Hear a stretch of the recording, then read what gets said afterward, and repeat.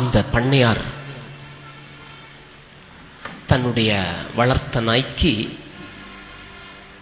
ஏதோ வருத்தம் வந்துவிட்டது போல அவர் மருந்து கொடுக்க கடையில் போய் மருந்து வாங்கி வந்துடுவார். அந்த பண்ணையாருடைய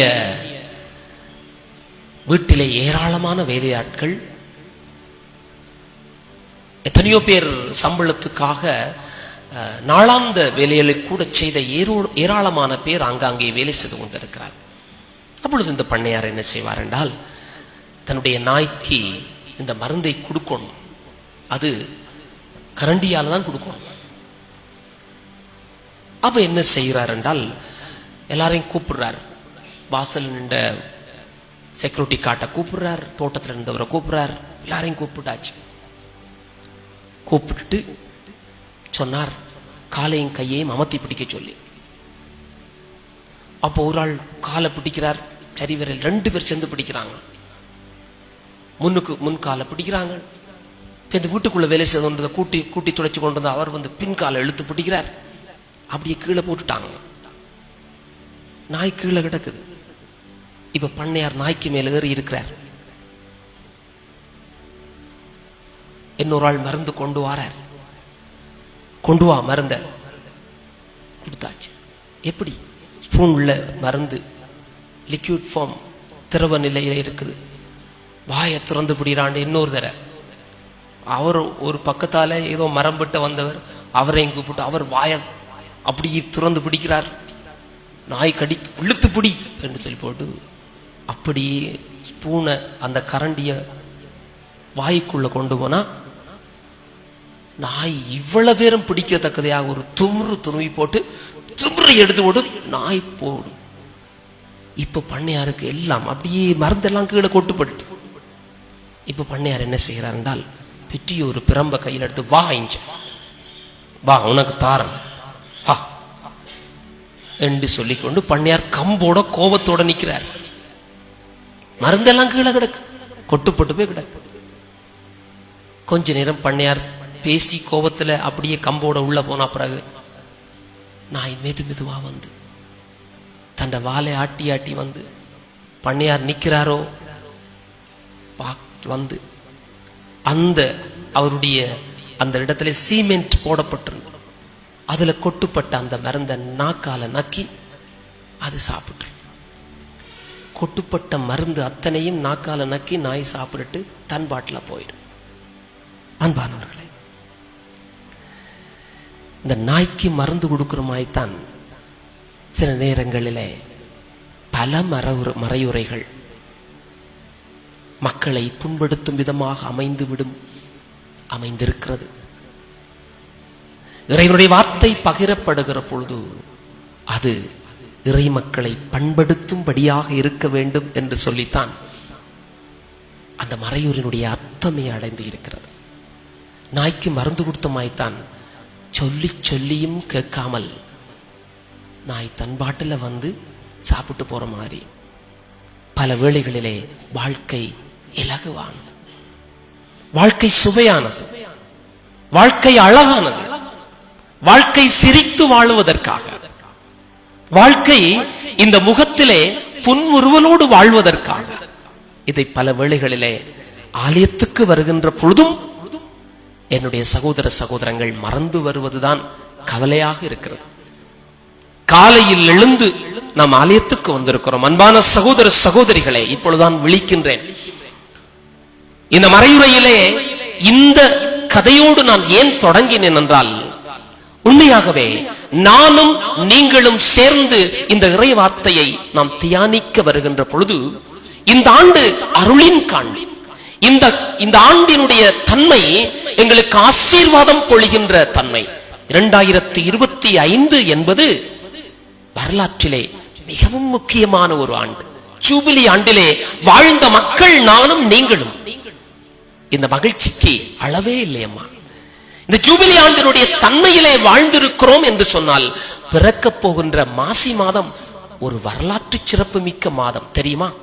4 ஞாயிற்றுக்கிழமை 4 திங்கட்கிழமை, 4 செவ்வாய்க்கிழமை, 4 புதன்கிழமை, 4 வியாழக்கிழமை, 4 வெள்ளிக்கிழமை, 4 சனிக்கிழமை. போய் பாருங்க. 863 ஆண்டுகளுக்கு ஒருக்கா இப்படி 4 வந்து விழுமாம். மாசி மாச கலண்டரை போய் பாருங்க. 4 ஞாயிறு, 4 திங்கள், 4 செவ்வாய், 4 புதன், எல்லாம் 4. இந்த 2025 என்பது எங்களுக்கு அருளின் காலம், ஜூபிலி என்று சொல்கிறோமே. இந்த ஜூபிலியுடைய அர்த்தம் என்ன என்று சொல்லி நாம் பார்க்கின்ற பொழுது இன்றைய வாசகங்கள் எல்லாம் அந்த ஜூபிலியை மையப்படுத்தியாக அமைந்திருப்பது நாம் இரட்டிப்பு மகிழ்ச்சியாக நோக்கப்பட வேண்டியது ஒன்று. எனதருமை சகோதர சகோதரிகளே, இன்றைய முதலாவது இறைவார்த்தை பகுதி நெகேமியா அந்த புத்தகத்தில் இருந்து எடுக்கப்படுகின்ற பொழுது அந்த இறைவார்த்தை எதை சொல்கிறது என்றால், 70 ஆண்டுகள் பாபிலோனிய அடிமைத்தனத்தில் இருந்த மக்கள், பாபிலோனியாவில் அடிமைத்தனமாக 70 ஆண்டுகளில் இருந்த மக்கள், சைரஸ் என்று சொல்கிற அந்த மன்னனுடைய அந்த கைப்பற்றப்படுதலினாலே பாபிலோனியாவை கைப்பற்றுகின்ற பொழுது, அந்த பாரசீக மன்னனுடைய கைப்பற்றலிலே அவர்களுக்கு ஒரு விடுதலை கிடைக்கிறதம்மா. விடுதலை, லிபரேஷன். இந்த விடுதலை என்னவென்றால், உங்களுடைய சொந்த வீட்டுக்கு போகலாம், உங்களுடைய சொந்த காணியை பார்க்கலாம், போங்க என்று சொல்லி அனுப்பப்படுகிறார்கள். அங்க போய் சொந்த வீட்டில் போனால், சொந்த காணியை பார்த்தால், சொந்த கோயிலை பார்த்தால், கோயில் எல்லாம் தரைமட்டமாக கிடக்கிறது. கோயிலை சுற்றி கட்டப்பட்ட அந்த மதில்கள் எல்லாம் தரைமட்டமாக கிடக்கிறது. அவர்களாலே தாங்க முடியவில்லை.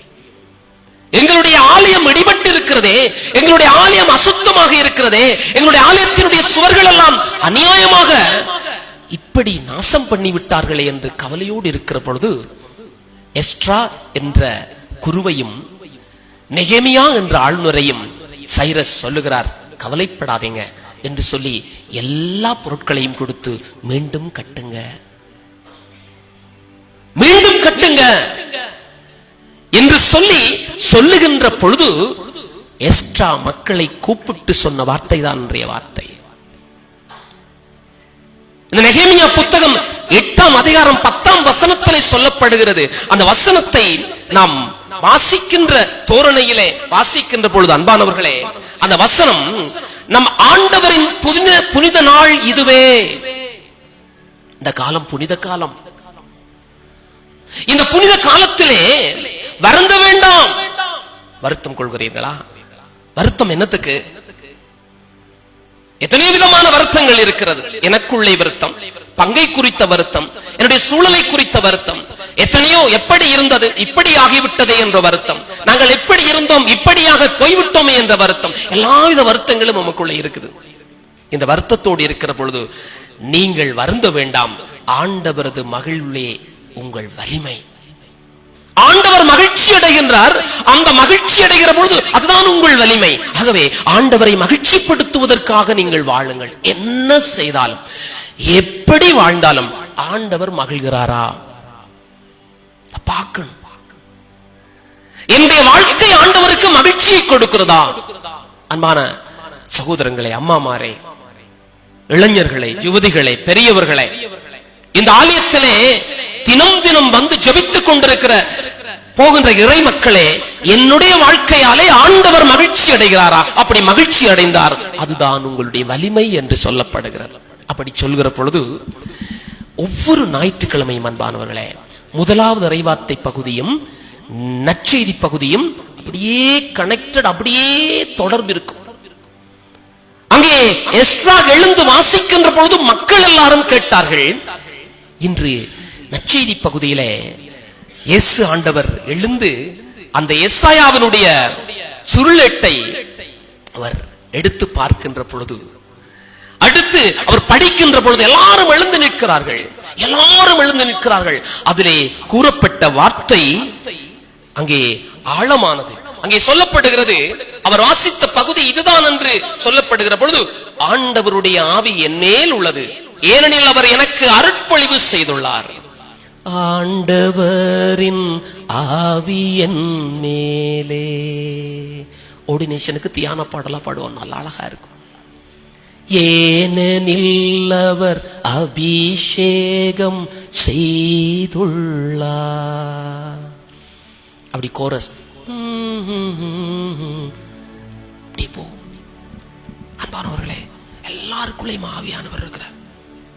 அது எப்ப நாங்க உணர்ந்து கொள்கிறோமோ, ஆண்டவருடைய ஆவி எண்ணிலே, ஏனெனில் அவர் எனக்கு அருட்பொழிவு செய்துள்ளார் என்றால் அந்த அருட்பொழிவினுடைய நோக்கம் என்ன? அதான் இன்றைக்கு சொல்லப்படுகின்ற அந்த மைய செய்தி. அப்படி நாங்கள் ஒரு நிறுவனத்தில் வேலை செய்கிறார்கள் இருக்காங்க, ஸ்கூல்ல படிப்பிக்கிறார்கள் இருக்காங்க. உங்களுடைய நிறுவனத்துக்கோ ஸ்கூலுக்கோ எல்லா இடத்துக்கும் ஒரு விஷன் மிஷன் இருக்கா இல்லையா? இருக்கு. தூர நோக்கு. எங்களுடைய தொழிலுடைய இலக்கு எல்லாருக்கும் இருக்கு. என்னுடைய பிள்ளைகள் இவ்வாறு இருக்க வேண்டும் என்று அப்பாவுக்கு ஒரு இலக்கு இருக்கு, அம்மாவுக்கு ஒரு இலக்கு இருக்கு. அந்த இலக்கு என்னவென்றால் இயேசு ஆண்டவருடைய வாழ்விலும் இருந்தது. அந்த இலக்குத்தான் என்று வாசிக்கப்பட்டது. அன்பானவர்களே, அந்த இலக்கைத்தான் அவர் ரத்தின சுருக்கமாக ஏசாயா இறைவாக்கினர் எழுதியதை வாசிக்கிறார். அங்கே எழுதப்பட்ட வார்த்தைகள் ஒவ்வொன்றும் அருமையானவை, அழகானவை. அவைகளை நாம் பார்க்கின்ற பொழுது பாருங்க, சொல்லப்படுகிறது, ஏழைகளுக்கு நற்செய்தி அறிவிக்கவும்.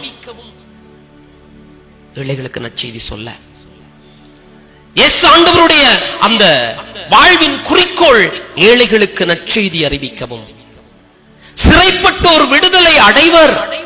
சிறையில் இருக்கிறார்களா? விடுதலை உங்களுக்கு உண்டு என்று சொல்லவும், பார்வையற்றோர் பார்வை பெறுவர். கண் தெரியாம இருக்கிறீங்களா? எல்லாருக்கும் கண் தெரியும், தெரிய வரும் என்று முழக்கமிடவும்.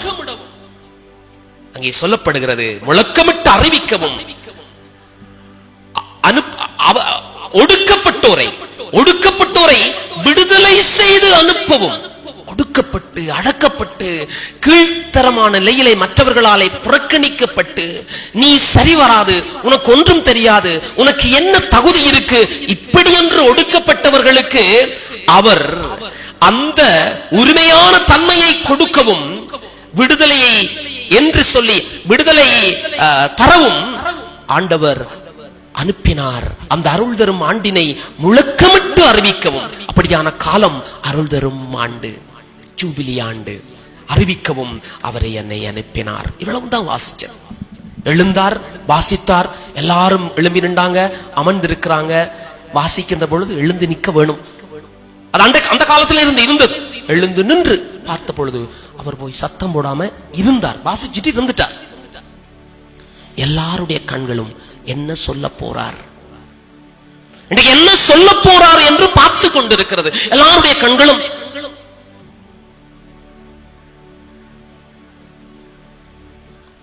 அப்படியே பார்த்து, இயேசு அப்படியே பார்த்து கொண்டிருக்காங்க.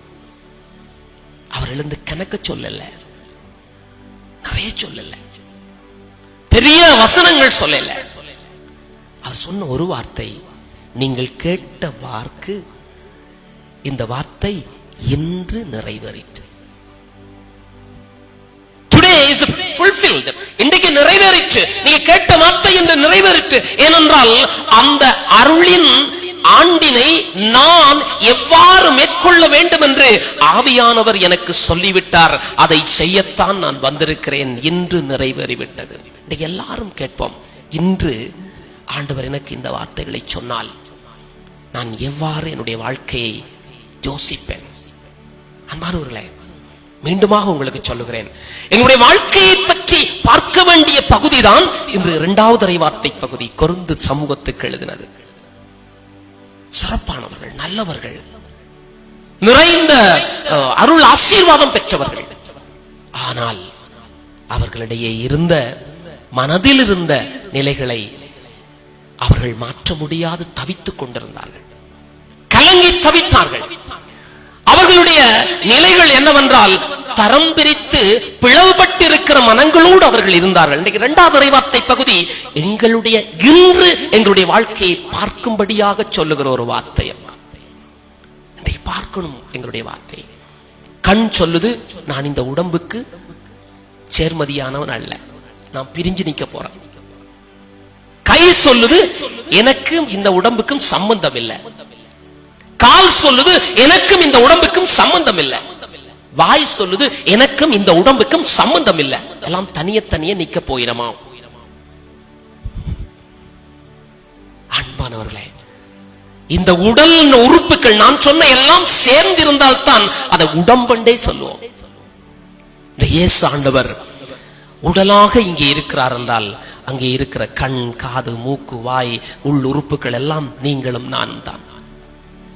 இயேசு ஆண்டவர் இன்றைய வாழ்கிறார் என்று சொன்னால் நாங்கள் எல்லாரும் ஒன்றுபட்டு வாழ வேண்டிய மனநிலையிலே இருக்கிறோம். அதுதான் ஜூபிலியினுடைய மைய செய்தி என்பார்கள். எல்லாருக்கும் விடுதலை, எல்லாருக்கும் வாழ்க்கையிலே புது மாற்றம் வர வேண்டும். இன்றைக்கு உண்மையிலேயே பிரிந்து நின்ற சகோதரங்களை, பிரிந்து நிற்கிற சகோதரங்களை நாங்கள் பிரிந்து போன சபையினர் என்று சொல்கிறோம்.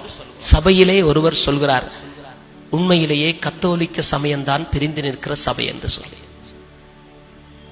இப்படி ஒரு அலட்சியமான, ஒரு அசட்டுத்தனமான, ஒரு விதமான கேவலப்படுத்த வேண்டும் என்ற வார்த்தையை அவர் உச்சரிப்பதை நான் கேட்டு பூரித்து போனேன். பிரிந்து நிற்கிற சபை வேறொன்றுமல்ல, கத்தோலிக்க சமயம்தான். இப்படி சொல்லுகிறார்கள். உண்மையா? எங்களுக்குள்ளே கேட்டு பார்ப்போமா? கேட்டு பார்ப்போம். அன்பான சகோதரங்களே, இன்று வாழ்கிற வாழ்க்கையிலே பிரிந்து நிற்கிறோமா, நாங்கள் சேர்ந்து நிற்கின்றோமா? பிரிந்து நிற்கின்றோம் என்றால் நிச்சயமாக இன்றைய வார்த்தையை திரும்ப திரும்ப பார்த்தால், இப்ப இருக்கிற ஃபாதருக்கு என்ன பேர்? உங்களுக்கு அருட்பணியாளராக இங்கே அனுப்பப்பட்ட ஃபாதருக்கு என்ன பேர்? தேவா. சூப்பர், தேவா. அதுக்கு முதல் இருந்த ஃபாதருக்கு என்ன பேர்? திருச்செல்வம். அப்பா. அதற்கு முதல் இருந்த ஃபாதருக்கு என்ன பேர்? சொல்லுங்க சத்தமா. என்னப்பா? எனக்கு தெரியாது. என்ன? மார்ஷல். சூப்பர்ப்பா. அதுக்கு முதல் இருந்த ஃபாதருக்கு என்ன பேர்? நிர்மலன். நிர்மலா நிர்மலனா? நிர்மலன். அதுக்கு முதல் இருந்த ஃபாதருக்கு என்ன பேர்? நிர்மல் ஃபாதருக்கு முதல் இருந்த பேதுரு ஃபாதர். அம்மா ராயப்பர் பேதுரு. அதுக்கு முதல் இருந்த ஃபாதருக்கு என்ன பேர்? ஸ்டானிஸ்லோஸ் ஃபாதர். Very good. அதுக்கு முதல் இருந்த ஃபாதருக்கு என்ன பேர்?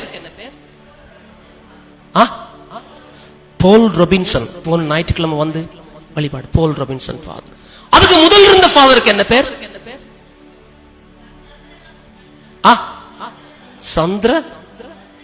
சந்திரகாந்தன் ஃபாதர். நீங்க இருந்தீங்களாமா? சின்ன பின்னிக்கு சொல்றாங்க, சின்னால் சொல்றா சந்திரகாந்தன் சொல்லி. அங்கால போகல. அன்பான சகோதரங்களே, பணியாளர்களை ஆண்டவர் அனுப்பிக்கொண்டே இருக்கிறார். ஒருவர் போக இன்னொருவர் வருவார், ஒருவர் போக இன்னொருவர் வருவார். ஆனால் இயேசு அப்படியே இருப்பார். நான் அப்பல்லோவை சார்ந்தவன், நான் சீலாவை சார்ந்தவன், நான் ராயப்பரை சார்ந்தவன், நான் அவரை சார்ந்தவன், நான் இவரை சார்ந்தவன் என்று சொல்லுகிற தோரணை அன்று கொரிந்து சமூகத்திலே இருந்ததம்மா. இருந்தது. பவுலடிகளார் திகைச்சு போனார். என்னடா இப்படி இருக்கிறீங்களே? ஆண்டவருடைய நாமம் சொல்லித்தானே எல்லாம் அனுப்பப்படுகிறார்கள். ஆண்டவருடைய நாமம் தானே இங்கே நிலைக்க வேண்டும். நான் அவரை சார்ந்தவன், நான் இவரை சார்ந்தவன், இவர் அப்படி இருந்தார், அவர் இப்படி இருந்தார். அன்பான சகோதரங்களே, இயேசுவை பற்றிக் கொள்கிற ஒவ்வொரு இதயமும் இப்படியான பார்வையிலே பார்த்தால் அது பிழையானது. சகோதர சகோதரிகளே, இன்று இருக்கிற தேவா பாதர் நாளைக்கு வேறொரு பணிக்காக அனுப்பப்படலாம். தேவாவுக்கு பிறகு வேறொரு சுவாமி அனுப்பப்படலாம். யார் வந்தாலும் இயேசுவினுடைய அந்த வல்லமையிலே, ஆவியானுடைய அருட்பொழிவிலே நாங்கள் வாழ வேண்டும் என்றால் எங்களுடைய மனங்களிலே என்ன குறையாக இருக்கின்றால் நாங்கள் இயேசுவை மையப்படுத்தவில்லை. இரண்டாவது இறைவார்த்தை பகுதி சொல்கிற அடிப்படையாதான் நாங்கள் எல்லாரும் இயேசுவை மையப்படுத்திய வாழ்க்கையை வாழ்வோமா? இயேசுதான் எங்களுக்கு முக்கியம். எல்லா குருக்களும் அருட்பொழிவு செய்யப்பட்டு அனுப்புகிற பொழுது, அன்பான சகோதரங்களே, நான் இந்த பேரவையினுடைய அந்த கூட்டத்திலே சிறப்புரையை நிகழ்த்துமாறு இந்த மறை மாவட்டத்திலே நான் என்னை அழைக்கின்ற பொழுது, உங்களுக்கு அண்மையிலே நடந்த பேரவையிலே ஆயர் தந்தையும் இருந்தார். நான் கொடுத்த அந்த உரையிலே ஒன்றை மட்டும் சொல்லுகிறேன், ஒன்றை மட்டும் ஆணித்தரமாக சொல்லுகிறேன். ஜூபிலி என்றால் விடுதலையின் மகிழ்ச்சி. விடுதலை மகிழ்ச்சி எங்களிடம் இருக்க வேண்டும் என்றால் நாங்கள் விட்டு போக வேண்டிய நிலைமைகள் நிறைய இருக்கிறது. நான் விட்டுவிட வேண்டியது, விட்டால் தான் மகிழ்ச்சி, விட்டால் தான் மகிழ்ச்சி. நாங்கள் விடாமல் பிடித்துக் கொண்டிருந்தால் மகிழ்ச்சி அல்ல. இன்றைக்கு மகிழ்ச்சியாக இந்த திருகவை இருப்பதற்கு நான் என்ன செய்ய வேண்டும் என்றால், நான் என்னை மையப்படுத்தியதாக அல்ல, கிறிஸ்துவை மையப்படுத்தியதாக வாழ வேண்டும். ஒன்று சொன்னேன் அன்று, ஒரு ஒரு ஒரு உதாரணத்துக்கு சொன்னேன். அந்த உதாரணம் உண்மையானது. பைபிளிலே ஒரு வம்சமே, ஒரு தலைமுறையே ஆண்டவரை மறந்து வாழ்ந்தது. தெரியுமா? அந்த தலைமுறையை உங்களுக்கு ஞாபகப்படுத்தட்டா? ஒரு கூட்டமே இயேசு ஆண்டவரை மறந்து வாழ்ந்தது. ஒரு ஒரு சந்ததி, ஒரு தலைமுறையே இயேசு ஆண்டவரை மறந்து வாழ்ந்தது. எப்படி சொல்லுங்க பாப்போம்? வேறொன்று தலைமுறை அல்ல, இஸ்ரவேல் மக்கள் வாழ்ந்தார்கள். என்ன செய்தாங்க? மோயிசன். நீங்கள் அனுப்பப்பட்ட குருவானவர்களை மோயிசனா நினைச்சுக்கொள்ளுங்க. இங்க அனுப்பப்பட்ட குருவானவரை நீங்க சொன்ன பேர்களை மோயிசன் நினைச்சுக்கொள்ளுங்க. நினைச்சிட்டீங்களா? வச்சிட்டீங்களா? மோயிசன், ரைட்? மோயிசன் அப்படி நினைச்சுக்கொள்ளுங்க. பாருங்க, மோயிசன் 2 கிழமை, மோயிசன் 2 கிழமை மலைக்கு போயிட்டார். யாருக்காக போனார்? மக்களுக்காக. அவர் போய்விட்டார் ஆண்டவரோட கதைக்கிறதுக்கு. இருந்த மக்கள், அந்த மோயிசனுக்காக மோயிசன் ஆரோனை மக்கள் மத்தியிலே விட்டுட்டு போனார். விட்டுட்டு போயேக்கல இந்த மக்கள் மோயிசனை பார்த்துக்கிறாங்க. வரலையே, காணலையே, போனவரை காணலையே, இனி வரமாட்டார், அவர் போய்விட்டார். அவர் போனா இனி என்ன டிசைட் பண்ணிட்டாங்களா? ஆரோன் அனுப்பப்பட்டிருக்கிறார். ஆரோன் சொல்றார் கேட்ட பாடில்ல.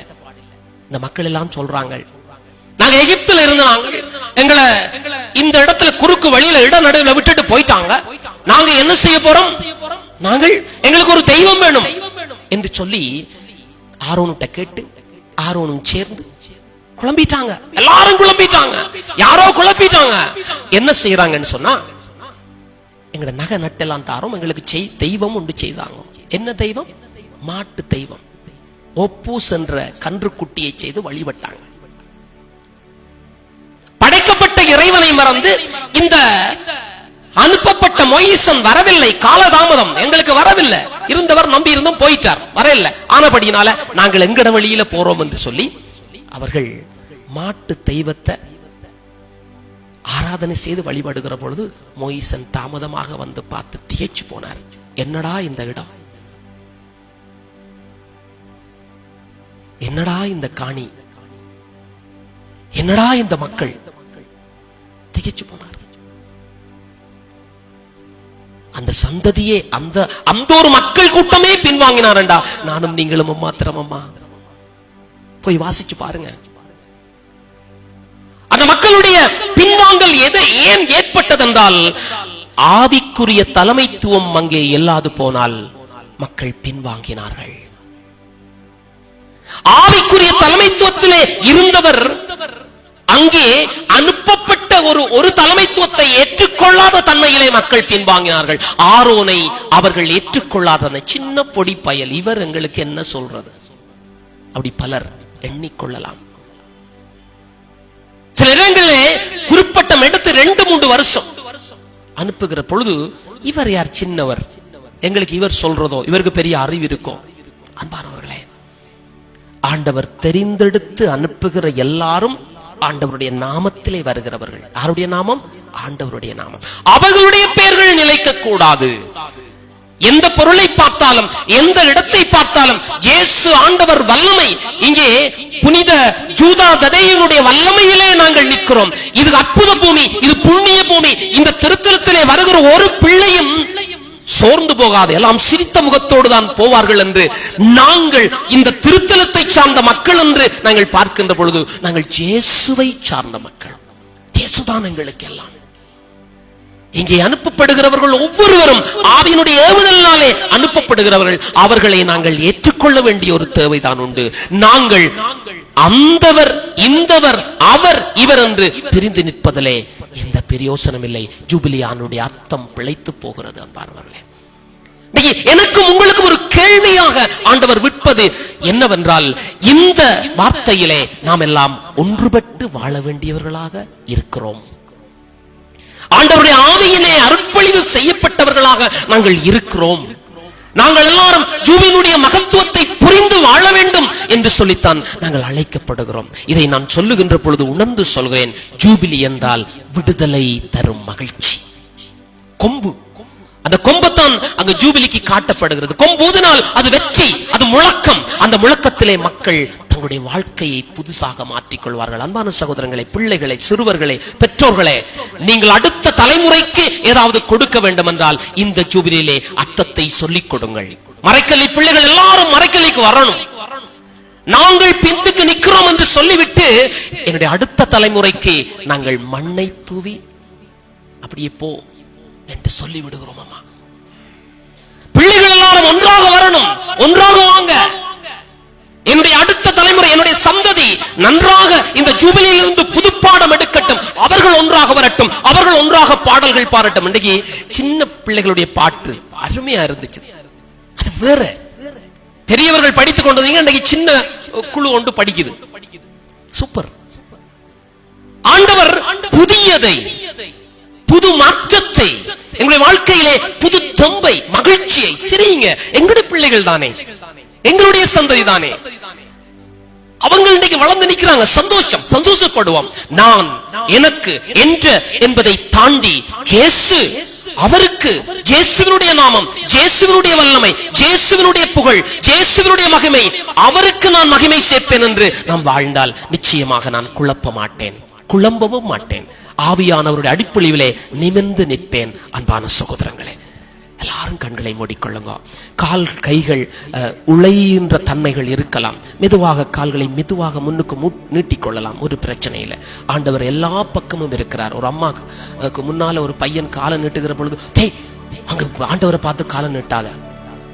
அப்ப அவன் உடனே கேட்டான். என்ன கேட்டான்? அம்மா, ஆண்டவர் எங்க இல்ல சொல்லுங்க, அங்க காலை நீட்டுறது. அவளை சொல்ல முடியல. ஆண்டவர் எல்லா பக்கமும் இருக்கிறார். நாம் எல்லாரும் கண்களை மூடிக்கொள்வோமா? கண்களை மூடிக்கொள்வோம். அவரை உடன நாங்கள் பற்றி பிடிப்போம். இயேசுதான் எனக்கும் உங்களுக்கும் எல்லாருக்கும். இன்னைக்கு ஆண்டவருடைய வல்லமை தரும் வார்த்தை எங்களுக்கு சொல்வது, நாம் அவருடைய உடல். அந்த உடலுக்குள்ளே இருக்கிற உறுப்புகள் தான் நாம். பலருக்கு பாடத் தெரியும், ஆடத் தெரியும், பேசத் தெரியும், இறைவார்த்தையை வாசிக்க தெரியும், வல்லமை செய்ய தெரியும். அருட்பொழிவு செய்து அனுப்பப்பட்டவர்களும் அப்படித்தான். எல்லாரும் இறைவனை, இயேசுவை அறிவிக்கத்தான் வந்தவர்கள். நாங்கள் பிரிய வேண்டாம். நாங்கள் ஒன்றுபடுவோமா? மனங்கள் ஒன்று பெறட்டுமா? எல்லா மனங்களிலும் ஒரு புது தம்பு பிறக்கட்டும். அடுத்த தலைமுறைக்கு நல்லதை கொடுப்போமா? நாம் இயேசு மட்டுமே எங்களுடைய வாழ்க்கை. அவர் மட்டும் இருந்தா நாங்க நிச்சயமாக சந்தோஷமாக வாழலாம். எல்லாரும் நீங்க மட்டும் இல்லாதிருந்தா என் துக்கத்தில் நான் அழிந்திருப்பேன். உங்க வார்த்தை மட்டும் தேற்றாதிருந்தால் மன சஞ்சலத்தில் மறைத்திருப்பேன். எல்லாரும் கண்களை மூடிக்கொள்வோம். எல்லாரும் மண்டாடுவோம். மனங்கள் மாற மண்டாடுவோம். மனங்களிலே பெரிய மாற்றம் வரட்டுமா? ஆவியின் வல்லமையிலே நாம் எல்லாரும் மண்டாடுவோம். இந்த பூமி புண்ணியமா? நீங்க மட்டும் இல்லாதிருந்தா என் துக்கத்தில் நான் அழிந்திருப்பேன். நீங்க மட்டும் இல்லாதிருந்தா என் துக்கத்தில் நான் அழிந்திருப்பேன். உங்க வார்த்தை மட்டும் தேற்றாதிருந்தா மன சஞ்சலத்தில் மறித்திருப்பேன். உங்க வார்த்தை மட்டும் தேற்றாதிருந்தால் மன சஞ்சலத்தில் மறித்திருப்பேன். இயேசையாவும் அன்பு போதுமே, என் நேசரேயும் கிருபை போதுமே. எல்லாரும் சொல்லுவோமா? ஏசையாவும் அன்பு போதுமே, என் நேசரேயும் கிருபை போதுமே. நீங்க மட்டும் இல்லாதிருந்தா என் துக்கத்தில் நான் அழிந்திருப்பேன்.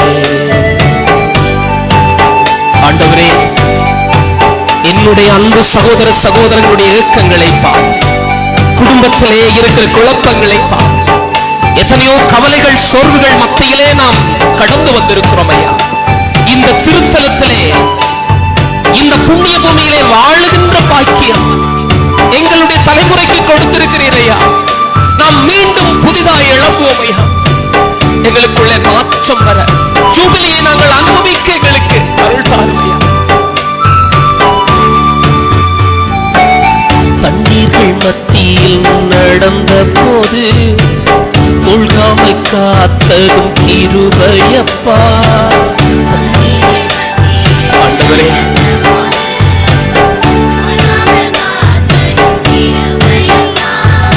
அக்கினியில் நடந்த போது, கடும் அக்கினியில் நடந்த போது என்னை மீட்டதும் கிருபையப்பா. சொல்லுவோம், என்னை மீட்டதும் கிருபையப்பா. நீங்க மட்டும் இல்லாதிருந்த எல்லாரும் சொல்லுவோம், நான் அழிந்திருப்பேன். எல்லாரும் நீங்க மட்டும் இல்லாதி இயேசு உங்களோடு இருக்கிறார் என்பதை எல்லாம் சொல்லுங்க. தானானே தானானே தானானே தானானே இயேசுவே, தானானே தானானே தானானே தானானே தானானே தானானே இயேசையா தானானே.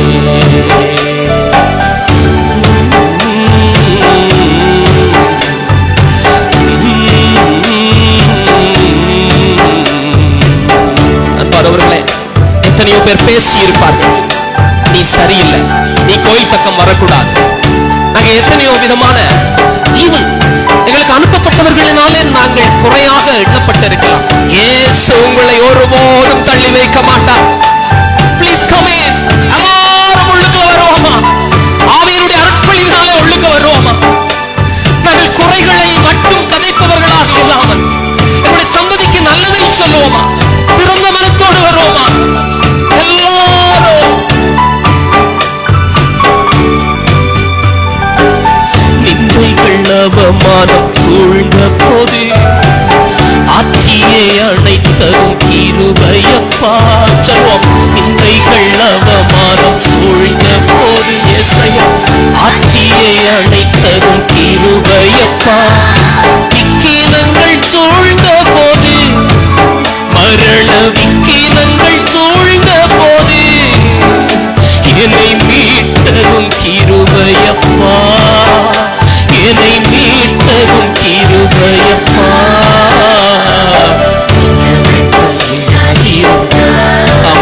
எல்லாரும் நான் அழிந்திருப்பேன் அப்பா. எல்லாரும் நீங்க இயேசு இருக்கிறார். இயேசு வல்லமையுள்ள, அவருடைய வல்லமையிலே நாங்கள் நிறைந்திருக்கிறோம். உங்க வார்த்தை மட்டும் தேற்றாதிருந்தால் மன சஞ்சலத்தில் மறித்திருப்பேன். சொல்லுவோமா? உங்க வார்த்தை மட்டும் தேற்றாதிருந்தால் மன சஞ்சலத்தில் மறித்திருப்பேன். ஏசையாவும் அன்பு போதுமே, நேசரையும் கிருபை போதுமே. எல்லாரும் சொல்லுங்க, எல்லாரும். ஏசையாவும் அன்பு போதுமே, நேசரையும் கிருபை போதுமே. எல்லாரும் சொல்லுவோமா? ஏசையா, ஏசையாவும் அன்பு போதும். மீண்டுமாக தொடர்ந்து பாடும். நேசரையும் கிருபை போதும், ஏசையாவும் அன்பு போதுமே. ஏசையாவும் இந்த திருப்பலியை உள்ளம் பாரு. உங்களுடைய ஆவியினுடைய வல்லமையினால் எல்லாரும் மேலும் ஆவி பொழியப்படுகிறது. ஆண்டவர் அசைவாடுகின்ற ஆவி எங்கள் மேலே கொள்கிறார். எல்லாருக்கும் ஆசீர்வாதம். இந்த நேரத்திலே ஆண்டவருடைய ஆவி சொல்லுவது என்னவென்றால், உங்களுடைய வாழ்க்கையிலே நாம் திட்டமிட்டு வாழணும். எங்களுடைய வாழ்க்கையிலே இருக்கின்ற வேற்றுமைகளை நாம் களைய வேண்டும். எங்களுடைய மனங்கள் சிரித்த முகத்தோடு நாம் எல்லாரும் ஒருவரை ஒருவர் அணைத்துக் கொள்வோம். அன்பானவர்களே, ஜூபிலியினுடைய அர்த்தம் வாழப்படாவிட்டால் இன்னும் எத்தனை ஜூபிலி வந்தாலும் நாம் சில வேளையிலே உயிரோடு இருக்க போவதில்லை. நாம் உயிரோடு இருக்க போவதில்லை. 2025 எங்களுக்கு கிடைத்த மாபெரும் வெற்றியமா, எங்களுக்கு கிடைத்த எங்களுடைய சந்ததிக்கு கிடைத்த ஆசீர்வாதமா, இது மீண்டுமாக வராது அப்பா. எல்லாரும் சொல்லுவோம், ஏசையாகும் அன்பு போதுமே, என் நேசரேயும் கிருபை போதுமே. சொல்லுங்க எல்லாரும், ஏசையாகும் அன்பு போதுமையா, என் நேசரேயும் கிருபை போதுமே. ஏசையாகும் அன்பு போதுமே, என் நேசரேயும் கிருபை போதுமே. ஏசையாகும் அன்பு போதுமே, என் நேசரேயும் கிருபை போதுமே. எல்லாரும் கொண்டாடுவோம். அன்பும் இரக்கமும் உள்ள இறைவா, எங்கள் மத்தியிலே ஆவியினுடைய அருட்பொழிவு நிறைந்திருக்கிறதையா.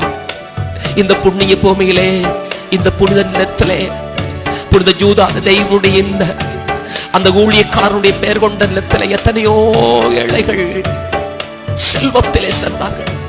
எத்தனையோ பேருடைய குறைகள் நீங்கியது. இன்னமும் இந்த நிலத்திலே, இந்த மறை மாவட்டத்திலே இந்த நிலத்தை நீர் ஆசீர்வதிக்கிறேன். இந்த நிலத்தில் வந்து செல்லுகிற பொழுது அவர்களுக்கு பெரிய அனுகூலம் உண்டு என்று சொல்கிறீரையா. ஆண்டவரே, அந்த நிலத்துக்கு சொந்தக்காரர்கள், அந்த நிலத்தில் எப்பொழுதும் வந்து போகிற இறை மக்கள் இவர். எங்களுடைய சந்ததியை நிறைவாக்கும், எங்களுடைய சந்ததியை ஆசீர்வதியும் ஐயா.